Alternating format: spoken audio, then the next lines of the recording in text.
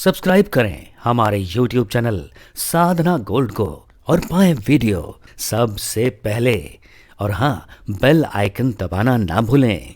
सत्य के भी तीन रूप हैं, सत्य, सत्य और सत्य। सत्य कहते हैं जो पहले था, मध्य है और अंतकाल तक रहेगा, वो क्या है? सत्य। माने अविनाशी, जिसका कभी अंत नहीं होता, वह हो गया सत्य। फिर आता है चित्त।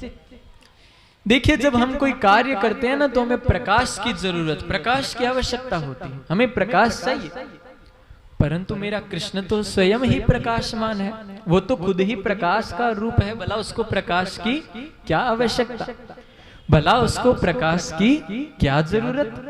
सत्य और चित्त, वह अविनाशी स्वरूप जो प्रकाशमान है, सच्चित आनंद।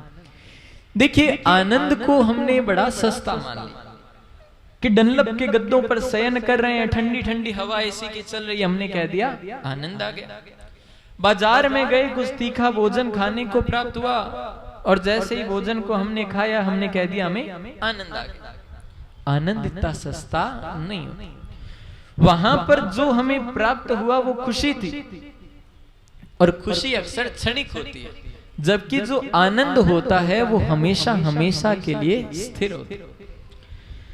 आपने पंखे के नीचे कुछ देर बैठे, आपने हवा खाई, थोड़ी देर बाद लाइट चली गई, तो क्या जो पहले आपको हवा लग रही थी, अब आप उसे महसूस कर पाओगे कि नहीं गर्मी है, मुझे तो वो पंखा जो पहले चल रहा था उसकी हवा आ रही है? नहीं कर पाएंगे, क्योंकि वो क्षण की थी खुशी और आनंद।